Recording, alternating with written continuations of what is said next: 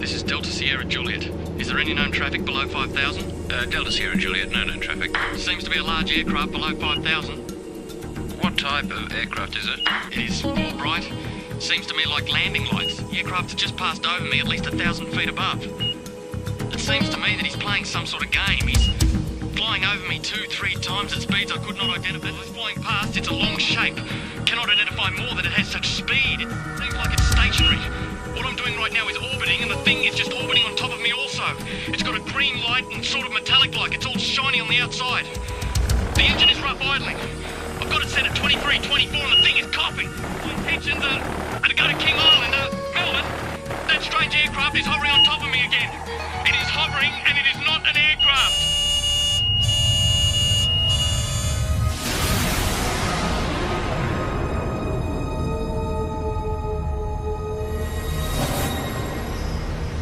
What you've just heard was a recreation of the final words spoken by pilot Fred Valentich before his plane disappeared over Bass Strait.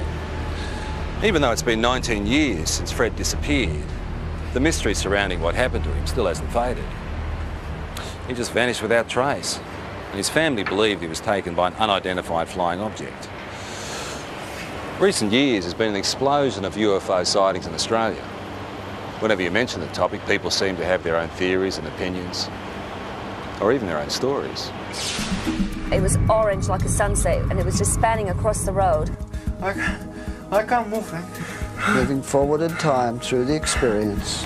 Then this tall, dark being just appeared in front of the craft. And I mean, it looks like a traditional, every day of the week, comic book flying saucer. They had large almond-shaped eyes, small bodies, legs and arms, and sort of grey in appearance. I think it's the first time in my life that I could identify of anybody telling me that they were scared they were going to die. Saying that this thing was only just down the bottom of his street. He could see that it was out in the water, it was sucking up water. Yeah, I believe it's a UFO. There are between 400 and 500 reports a month of UFOs in this country. Now, obviously a lot of them can be explained, but about 10% prove to be true mysteries. Tonight you'll hear from people who've had these experiences. They're just normal Australians who can't explain what they saw.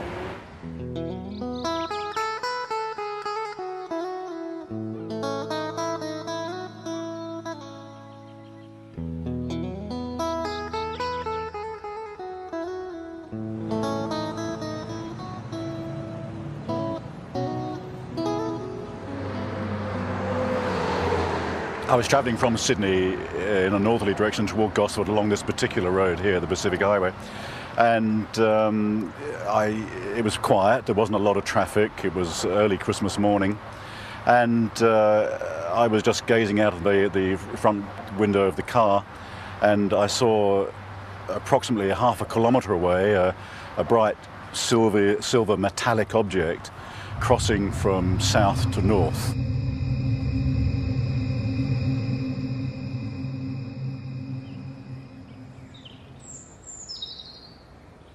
I stood here not believing my eyes, because where I sit I can see the open water, and I just couldn't believe that this thing could appear on the water. It was some kind of craft, but it was completely surrounded in lights underneath and all around, and it just looked like a carousel. It wasn't anything flat. Around holiday time, the local police know they'll be busy. But on this New Year's Eve, the calls weren't what they expected. All people that I spoke to had exactly the same thing to say. There was no variance whatsoever in the object that was sighted. It was a huge chrome, very shiny object in the shape of a ball. At the bottom of the ball was a number of huge white lights. This object looked like it was sucking up water.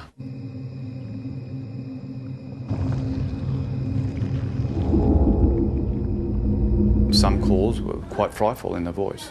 You can actually hear the fear, and in the background especially, the fear of people and of course animals and things at the time that were experiencing this phenomena.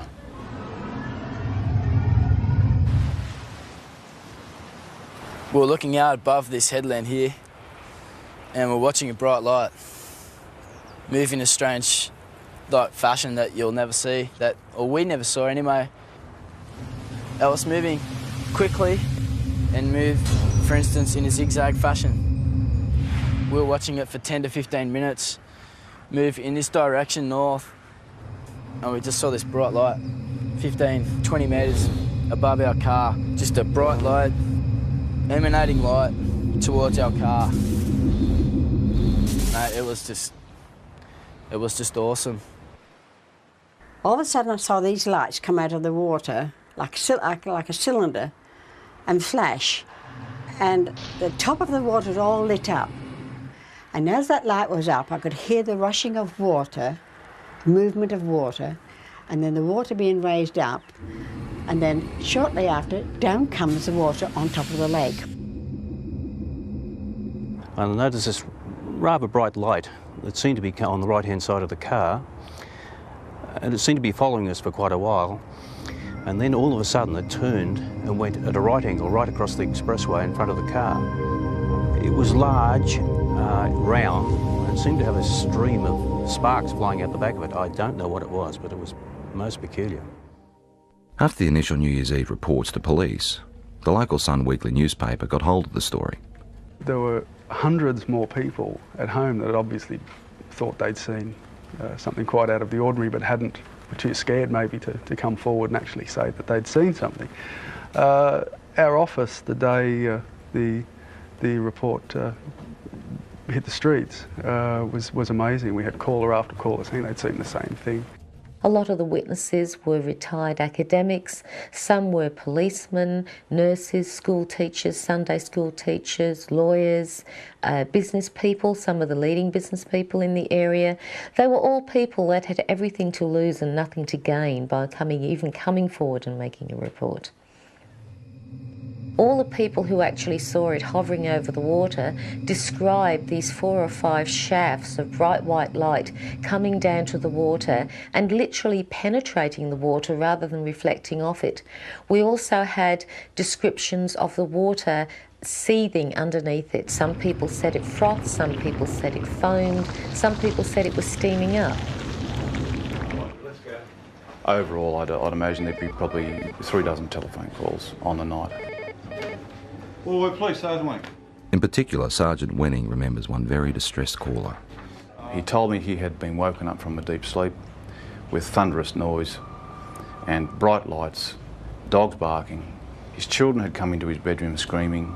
He was saying that this thing was only just down the bottom of his street. He could see it. It was out in the water. It was sucking up water. The sound was like a million hummingbees. He didn't know what was going on. We investigated officially with the local aircraft, aerodromes, with the Air Force, with air traffic control, and again could come up with no explanation. While everyone can describe what they saw, no one seems to have the answer to exactly what it was or where it came from.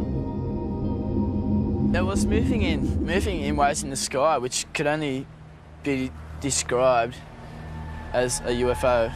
When you see something like this, there's a sure knowledge that you're looking at something that is beyond your experience.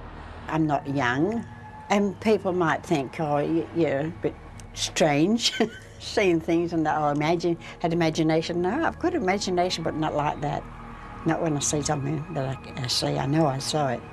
At first I thought, well, maybe it's some type of meteorite, but it was too large, it was travelling too slow, and turned a right angle, which I know meteorites aren't inclined to do. I was just bewildered at how something could appear and disappear in the thin air practically.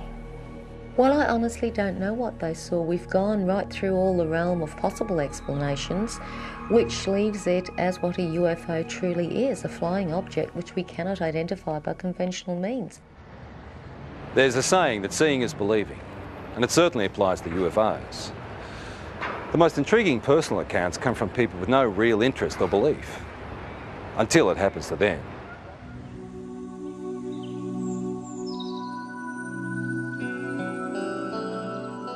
Before this happened to me, I can be honest, I could say that I was in that category of being naive. I didn't believe it.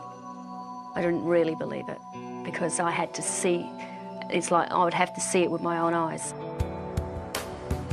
Grace's experience starts in the early hours of the morning travelling home with 3 girlfriends. Victoria, who can't be identified, was one of the women in the back seat. It's when I got a bit further down the hill that I noticed on the right-hand side of me some long, oblong-shaped lights. I didn't know what they were. I mean, I only sort of caught a glimpse of a bright orange light sort of shining through. As I got down the hillside and started to come around the corner by this little hotel that takes us back through the back roads towards the freeway, one of the girls in the back noticed a very bright white light with a type of blue haze around it. When the girls were sort of saying, oh, maybe, you know, like it's a UFO, and, you know, we sort of like just laughed it off and said, don't be so ridiculous. The women continued their trip, but further down the road, more lights appeared. I heard Victoria and one of the other girls in the back there, they were commenting on something that was behind us. They actually thought somebody was coming up behind us, like a truck or something, because it was moving fairly fast and very bright. It was just such a bright as blinding light. It was orange like a sunset, and it was just spanning across the road. I got really scared, and I said to Grace, quick, just step on it. Because I knew there was a town just a kilometre up the road.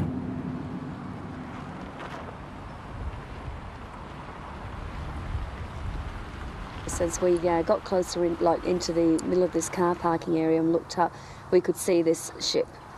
Well, that's what you'd have to call it, because it was, you know, definitely not an aeroplane, and it was something from definitely not this world, that's for sure. It sort of moved across from this direction straight over the top of us.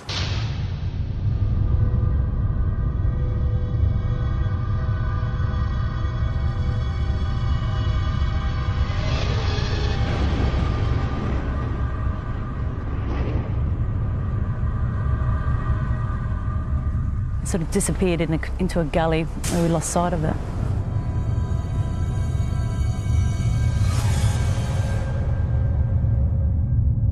We were scared for our safety. I mean, I've got to be honest, I think it's the first time in my life that I could identify of anybody telling me that they were scared they were going to die. Because I was. When I got to the opening of the drive here, the other girls noticed that there was something else up, some activity up there in the sky. We were still scared. We didn't know what they were either.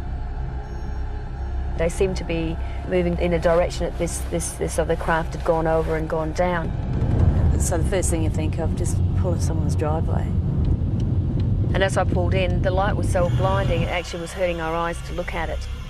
Then I noticed a figure coming. It wasn't a human, it definitely was no human, that's for sure. I felt threatened by it. I felt really, really threatened by it. That was the closest thing I've ever experienced, the thought of actually, you know, coming close to death, I suppose, which sounds pretty silly, but the fear that I had was like that, like I wasn't going to see my family again. And the weird thing is that it's not the normal thing to talk about and for people to accept. But, you know, it's been 3 years now, and I still feel very distressed by it.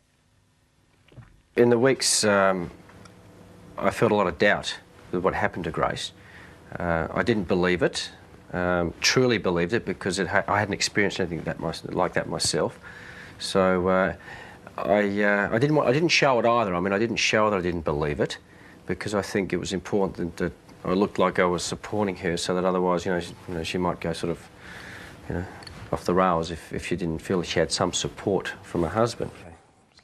But 2 weeks later, those doubts disappeared. What's work? Late one night, they were both woken by their distressed 15-year-old son. He was dead set that he had presence in his room. You know, there was somebody in his room. And one thing that he kept saying at that time was that, can you hear that sound? And he kept pointing up to the ceiling. And we could hear this low drone sound. I knew then I'd heard that sound before. We got back into bed and I was laying there. And I thought, do I lie here and just let this thing go through and just, you know, try and wipe it off as another bad experience, or do I actually get up and look, and if it is what I think it is, then maybe my husband will be able to see for the first time and he will believe. I just couldn't believe what I was seeing. When you see an object that's just sort of floating through the air, right, at slow pace, and you think to yourself, oh my God, it struck me as, you know, being awesome. It's just something unbelievable. It was a relief that he was able to see this thing, and all I kept saying was that was the thing that was there the night when I was with the others. Certainly by its nature, by the way, characteristics of the way it just hovered across the house at a slow pace, yeah, no, nothing man-made. Not from this country, not from this earth, I should say. So you want me to... Even though Grace and her husband ended up experiencing the same craft, their ways of coping with it differ.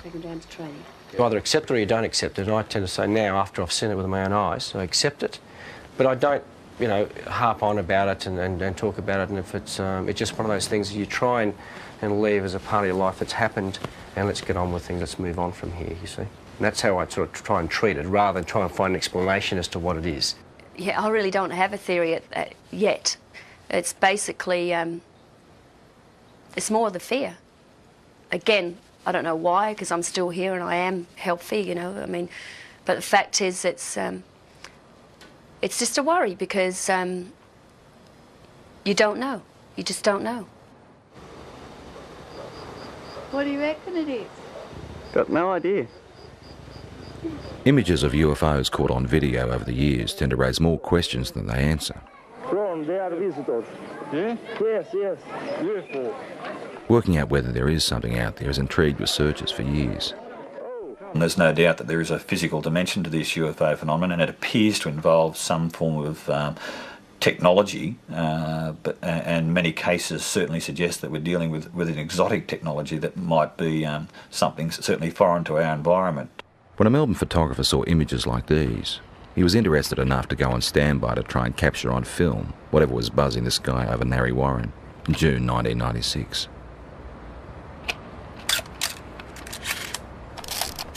I got the phone call and I was told that the lights were spinning across the tree line over the homes. What I did was put the camera onto the object, allowing it just to come into frame, hit the shutter, count to 20, stop, wind, move the camera to the next part of the frame, start the shot, count to 20, let it go, and so forth. The first night, the result of the photographs showed just light trails of this object going across over the tree line. The second night, with higher speed film and the higher magnification lens, is where we actually captured the shot of the disc.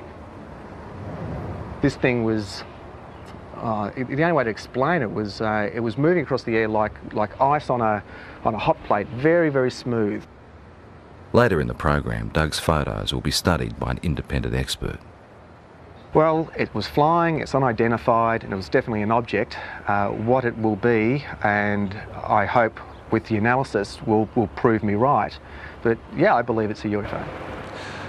In the UFO community, the term hypnotherapy is like a buzzword. It's the thing to try if you feel you have secrets of the past to unlock.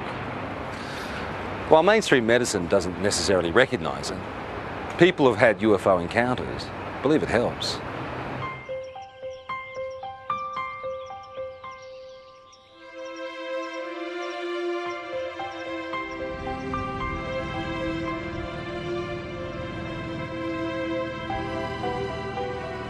Victor Pufulescu believes he started having alien encounters as a teenager back in his native Romania. He's turned to hypnotherapy to try and find out exactly what happened. It's like being a good soldier. You just obey orders. This is actually probably the best description of hypnosis process. Loosen limb, deeper sleep. Loosen limb, heavier and heavier. Not a worry, not a care. Deeper, deeper, and deeper. Hypnotherapy is a way of allowing us to get into the subconscious mind. The intellectual mind tends to want to control and criticise everything. It's the censor of stuff it doesn't even know about that was in there before we were 3 years old. So by sort of relaxing and sliding across the conscious mind, if you like, we can sort of delve into the unconscious, or to allow what's in the unconscious to find its way out. Oh, I can't move, Frank. Uh-huh. The pressure is increasing. I can't move. The chest, my arms, my legs. There's a thing about hypnotherapy that very often the subject will want to please the hypnotist. They have to look at that, but the thing is that you can see that when a person is reliving an experience, that it's pretty easy to see whether that's faked or not. Moving forward in time. My legs. Moving forward my in feet. time. Moving forward in time through the experience.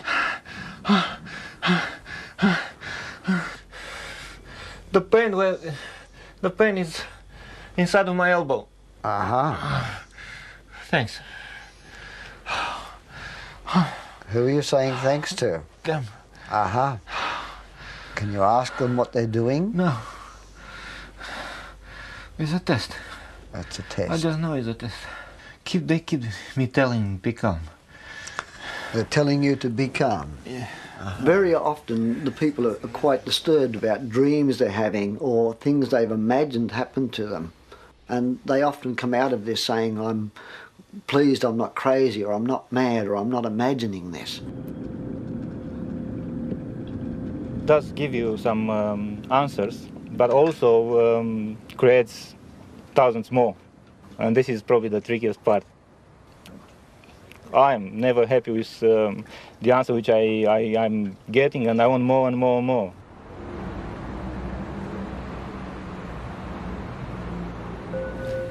Just relaxing as much as you can with every breath. Just feeling a sense of calm. From 1992, there was a very strong correlation with awakening psychically and with my healing work to having these experiences. Elizabeth Robinson is a spiritual healer and therapist who says she's been having extraterrestrial experiences since childhood, but is only now starting to accept them. I mean, when they started with me, I thought, my God, this is bizarre. You know, this is crazy. This is in the realm of science fiction. But I know now I've had to work through that and struggle with it, and I've denied it like hell for 5 years. And I can't deny it anymore. Elizabeth says she started seeing creatures like these around her home in Perth in 1992. There were 3 beings standing there. They had large shaped heads, bigger at the top to chin at the bottom, large almond-shaped eyes, small bodies, legs and arms, and sort of grey in appearance. But they looked at me with a sense of intent and intelligence. Soon after, Elizabeth's daughter talked of being visited by a lady during the night. Elizabeth believes it was one of the same beings. And I looked down on the desk, and here was a drawing of this being, this same being that I had seen. And I said to Jessica, who did that? Because I knew that at 2.5, her drawings were scribble drawings. And she said, oh, that's the lady. I tried to rationalise it, but I knew that I wasn't imagining this stuff. You know, there was something in me that told me that there was more to these experiences. They're looking at me again. Elizabeth then turned to hypnotherapy to try and uncover what she couldn't understand. This session was recorded last year with visiting American UFO researcher John Carpenter. I don't want to give the baby up. What seems to have come up in hypnosis is that I've had children taken from me, babies taken from me that are growing up on crafts. And this is just absolutely bizarre, you know, talking about this. I mean, you talk about this, but, you know, at first you struggle with it. I mean, you can't fully comprehend this, but what I could comprehend was the emotion around it. I know what they're doing. They say it's time. they tell me with their mind. The emotions are so real, they're raw, they're, you know, the grief is there, the terror is something like I've never felt before. They're just doing what they're doing. What are they doing? They're getting the equipment ready. Part of the reason why they're involved here on Earth is to help us awaken, but there seems to be some sort of reciprocal type of arrangement whereby, you know, they're coming to Earth and they're creating a new race of beings, or creating some sort of hybrid race of beings. I used to think, okay, I'm dreaming, until I used to be able to get up, go to the bathroom, make a cup of tea, come back, sit down, they'd still be waiting for me. And I think, oh. Elizabeth and colleague Mary Rodwell now run a support group in Perth for people who've had alien experiences. And this is what I mean, my business is emotional trauma. That's why I'm here. And I won't deal with fantasy. I can't deal with fantasy. So it's about emotional trauma. These people are stressed quite desperately with fear and anxiety about a lot of things that they only have a vague idea often about, but often is because they've remembered being taken. I went 3 months with barely any sleep. If you remember, I told you about 11 or 12 weeks, barely any sleep. Most of them just want to live an ordinary life. They don't want this to happen. So for them to have the chance to at least talk about it and release all the anxiety and fear around that as much as they can around talking about it, it seems that through that there is real healing. For me, I became very frightened that I would be labelled crazy or, you know, hallucinating, whatever it was, and that I couldn't have somebody to relate this experience to that would honour my experience. Have either Elizabeth has always kept journals about her experiences, which she is now using to write a book. I saw a grey being appear, white-grey colour. In the dream, I was searching for my son, even though the child dream of trying to run away from several grey beings, but as fast as I ran or wherever I really don't expect someone to be able to say, absolutely, you know, this is real, because, you know, you always doubt yourself, but you know that it's real, and you have to come to some point and stop denying it, and that's what I'm starting to do.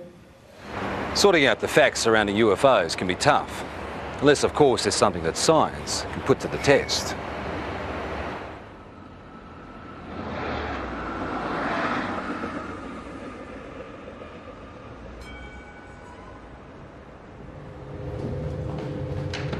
Earlier in the program we saw photographs taken by Doug Page. The time exposures show what Doug believes is a UFO hovering near his home in 1996. Now, has this been observed by other people as well? Practically all of Narre Warren. Okay, so that was seen, but not as a streak, because this is a time exposure. So it was simply an object of some sort traveling. Correct. In somewhat of a line, but as you can see, it goes up and down here. This type of negative sleeve will take... The professor would like to examine the negatives that come before and after the pictures in question. Explain to me why... But Doug has used the ends of rolls of film and discarded the shots he felt didn't work. Now, when the films were actually ready for handling, I'd lay them out and I went through them, and I go with the scissors and I just go cut, cut, into the bin, cut, cut, put it there, and that's what I did. Okay. After examining the camera the shots were taken with and checking density readings on the negatives, the next step is to enhance the images on the computer. I don't rely on computers for analysis. They're a bit of a tool. They sometimes let us see things a little bit better, but to actually definitively say that a particular thing is something, I stay away from that. That's right. How did you focus the camera? Just on infinity. Okay, so if you focused on infinity, technically the tower should be sharper in focus than the tree. Should be, shouldn't it? Mm-hmm. But it's not. Interesting question, isn't it? It's a good one. The only trouble is there's no sort of guarantee, of course, in the darkness that it hasn't moved off set either, but I had that set for infinity.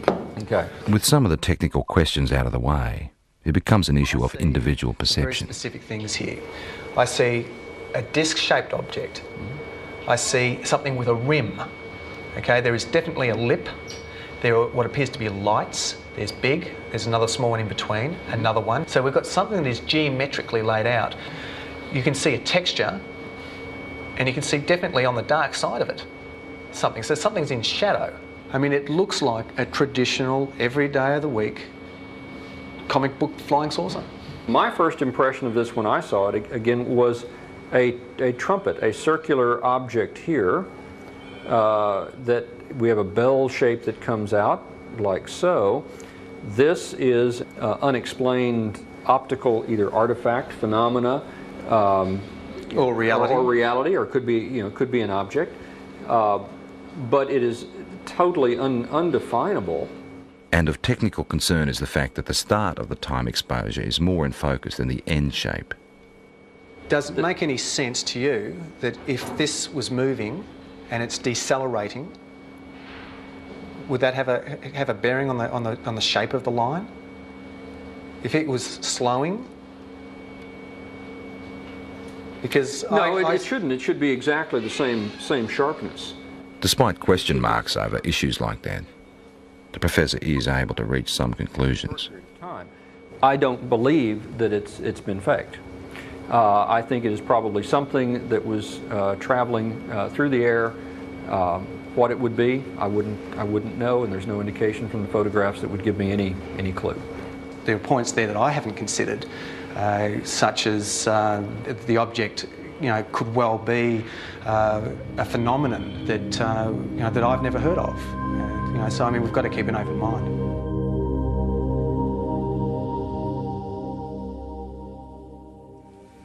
I don't know, maybe between 6 and 8, I would assume. Okay. They were fairly intense, or? Yeah, they were very close together as well. Right, okay.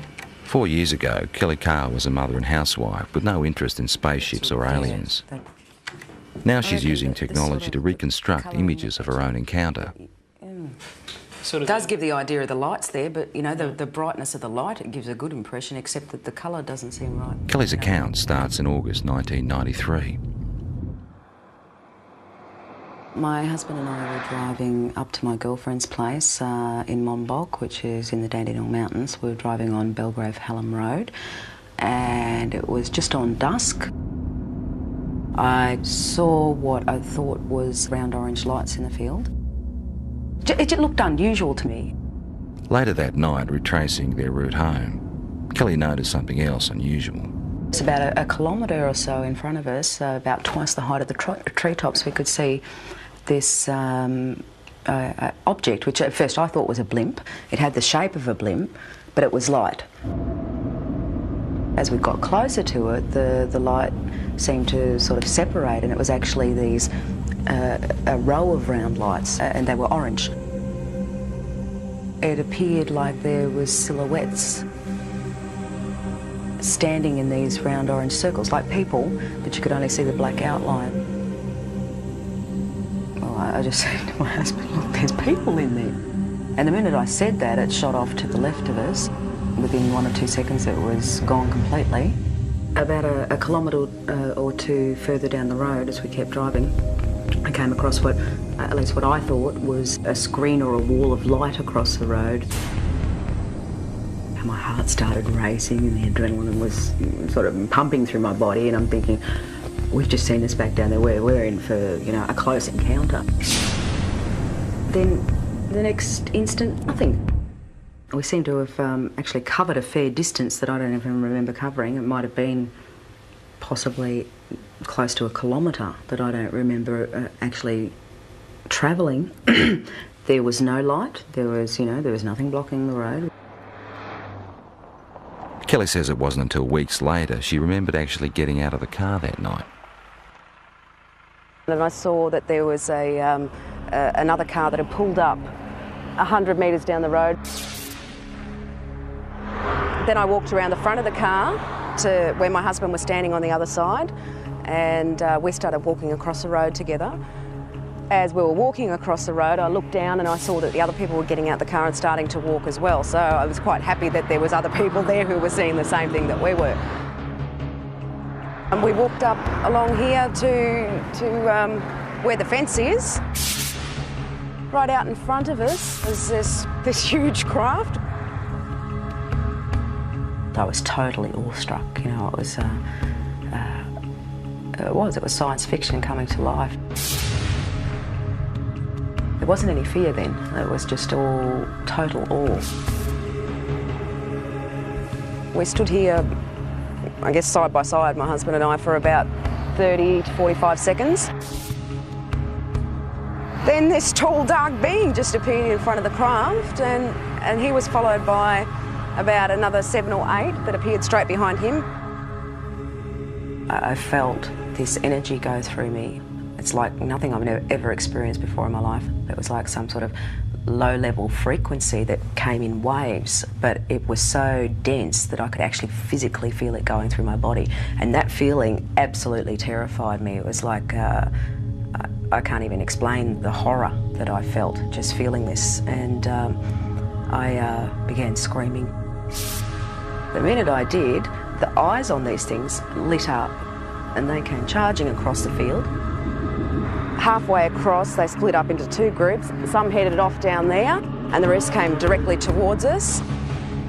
I felt this blow to my stomach, and the next thing you know, I'm back here somewhere on the grass. It literally lifted me off of my feet. And I thought I was going to die. I thought if I don't get up now, I'm going to pass out and I'm going to die. I'm not going to come back to consciousness, you know. So I pulled myself up into a sitting position, and when I sat up, I couldn't see anything, and it was like there was just black in front of my eyes. I want you to try stretching it down a little bit as well. Kelly is not the only one who saw these images that night. For the first time ever, independent witnesses have given the same account of a close encounter. Even though Kelly has never met Jane, Glenda and Bill from the other car she saw, she has seen the sketches they drew for UFO researchers.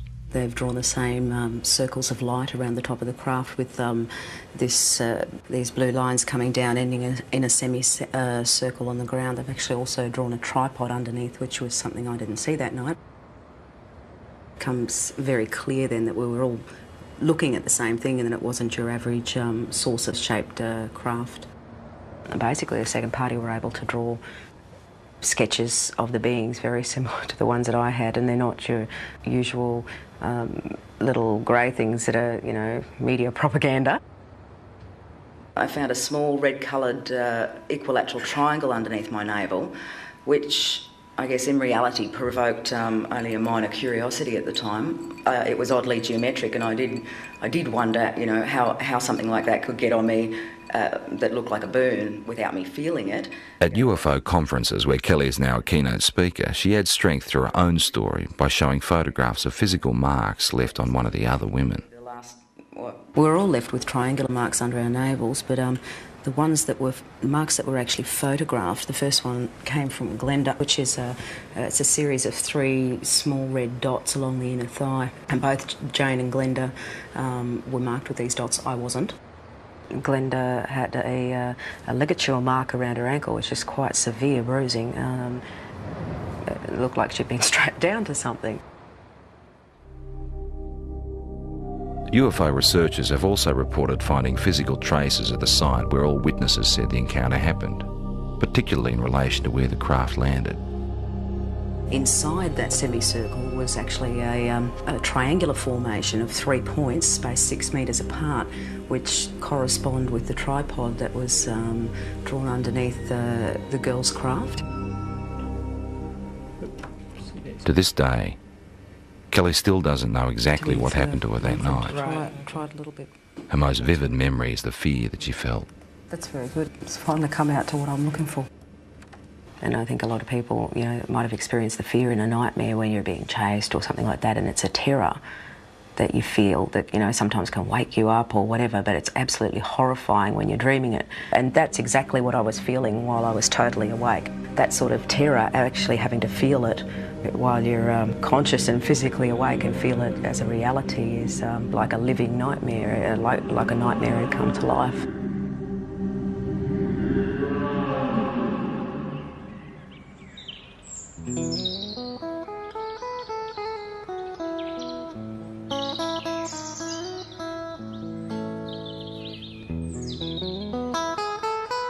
We've moved out onto 138 acres.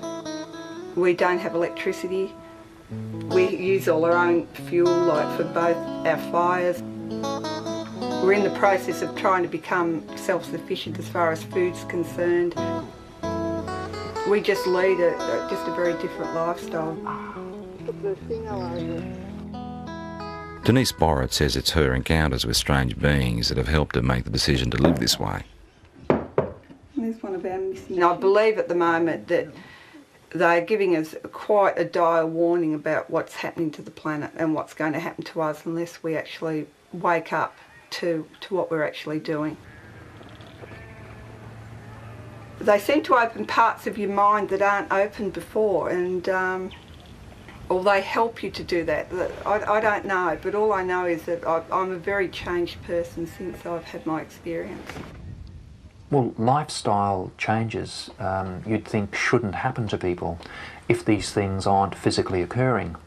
So I guess it's a little piece of evidence to suggest that something really startling and extraordinary must have happened to a person because of the changes that they do go through. Denise says her visitors have the ability to render her husband unconscious, so he never actually experiences the aliens, but he does have physical scars. Well, I know I've got a lot of scars on my body, and I know basically where they all came from, but this one, in that particular place, I've got no idea. I just woke up one morning and I happened to comment to Denise, I've got this funny little mark on my arm, and she had a look and she had one in exactly the same place because she said she could remember it happening. And I can actually remember them cutting it. I can remember it was like a little spatula or whatever. But again, there was no pain or anything, and the next day mine had completely healed up, whereas Les's had actually scarred. And I thought, well, they're in identical spots and they're identical size, so obviously something was going on. People who've had multiple abduction experiences very often get very concerned about the environment. They get very concerned about healthy lifestyles. They get very interested in the possibility of life elsewhere. They get very interested in promoting the message that there's something actually going on.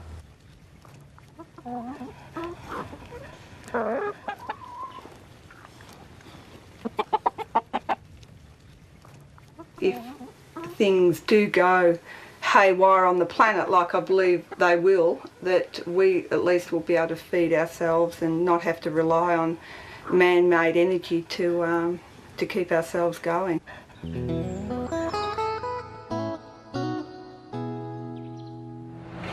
It's pretty obvious that the people that had these experiences are convinced there's more to what's out there than most of us realise.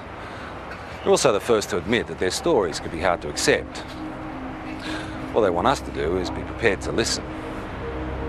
I suppose people have got to make their own minds up, but we can honestly say that what happened, happened, and there's no doubt about that. Perhaps they're extraterrestrial, we don't know. Perhaps it's military experimentation. Perhaps there's new things in this earth that we don't know about. I don't know what they are. I know what happened to me, but I don't know anything about them. Well, I'd have to say that the evidence seems to be fairly compelling, that we seem to have some sort of alien life form just in what it is. You've got to keep an open mind. And since I've accepted it, I think I've really started to see it's not really bad. There's a lot of good in what they're actually doing. And it's like they're saying to us, you know, human beings can do so much more. We have these wonderful capacities to heal and to heal each other and to understand ourselves so much more. And we're not yet. Where they come from, I honestly don't know. I would hope that before I die, one day I find out.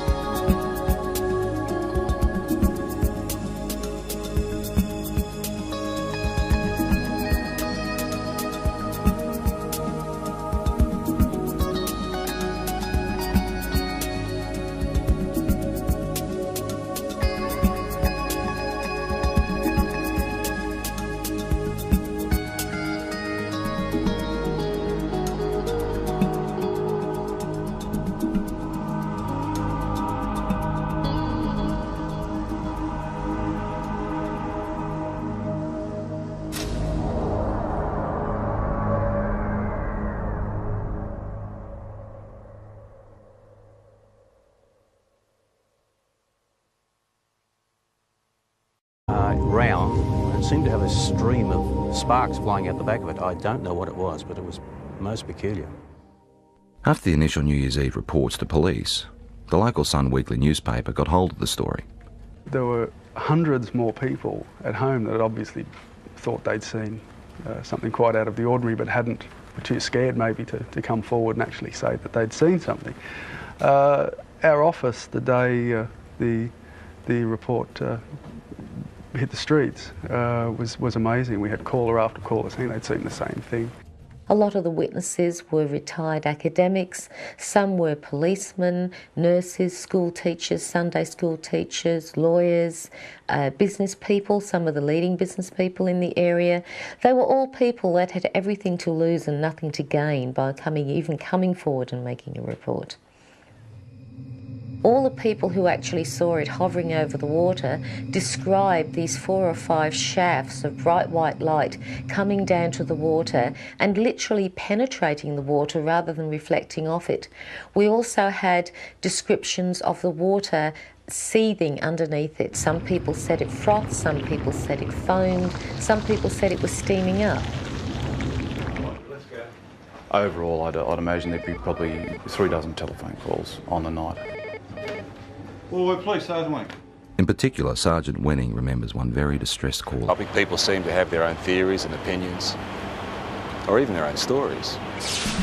It was orange like a sunset, and it was just spanning across the road. I can't move, Frank. Moving forward in time through the experience. Then this tall, dark being just appeared in front of the craft. And I mean, it looks like a traditional, every day of the week, comic book flying saucer. They had large almond-shaped eyes, small bodies, legs and arms, and sort of grey in appearance. I think it's the first time in my life that I could identify of anybody telling me that they were scared they were going to die. Saying that this thing was only just down the bottom of his street. He could see that it was out in the water, it was sucking up water. Yeah, I believe it's a UFO. There are between 400 and 500 reports a month of UFOs in this country. Now, obviously, a lot of them can be explained, but about 10% prove to be true mysteries.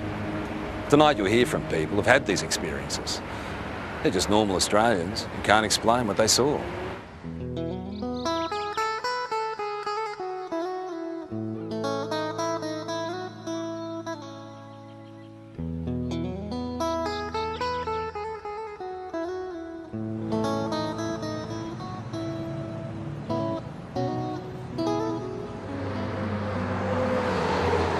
I was travelling from Sydney in a northerly direction toward Gosford along this particular road here, the Pacific Highway, and it was quiet, there wasn't a lot of traffic.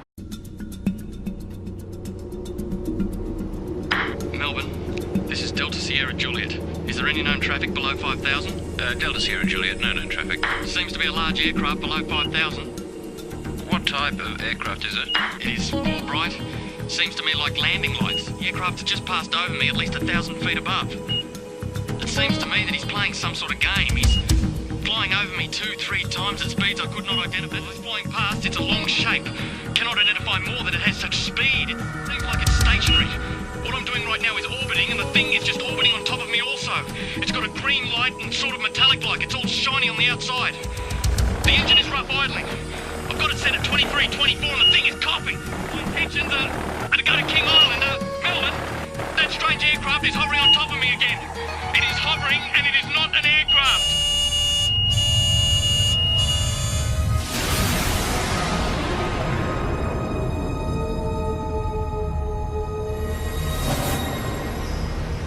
What you've just heard was a recreation of the final words spoken by pilot Fred Valentich before his plane disappeared over Bass Strait. Even though it's been 19 years since Fred disappeared, the mystery surrounding what happened to him still hasn't faded. He just vanished without trace, and his family believed he was taken by an unidentified flying object. Recent years has been an explosion of UFO sightings in Australia. Whenever you mention the topic, especially the fear of people and, of course, animals and things at the time that were experiencing this phenomena.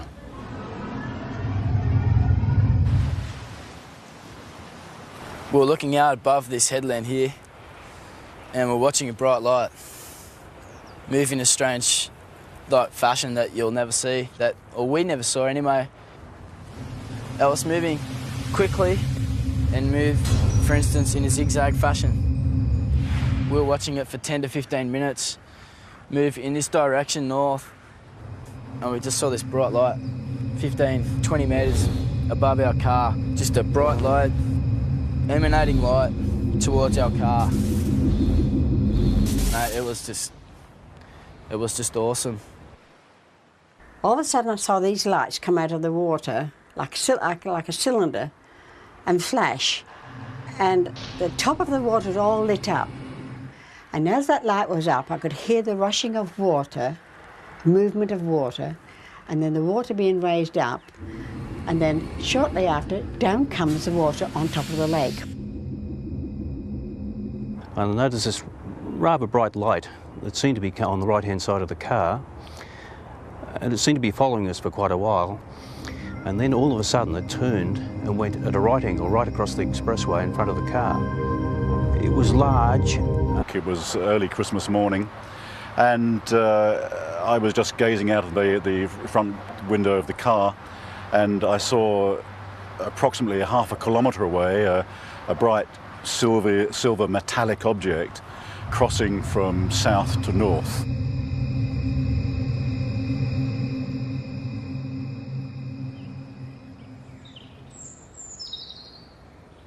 I stood here not believing my eyes, because where I sit I can see the open water, and I just couldn't believe that this thing could appear on the water. It was some kind of craft, but it was completely surrounded in lights underneath and all around, and it just looked like a carousel. It wasn't anything flat. Around holiday time, the local police know they'll be busy. But on this New Year's Eve, the calls weren't what they expected. All people that I spoke to had exactly the same thing to say. There was no variance whatsoever in the object that was sighted. It was a huge chrome, very shiny object in the shape of a ball. At the bottom of the ball was a number of huge white lights. This object looked like it was sucking up water.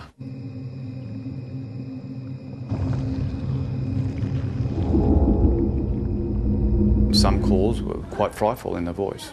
You can actually hear the fear in the background.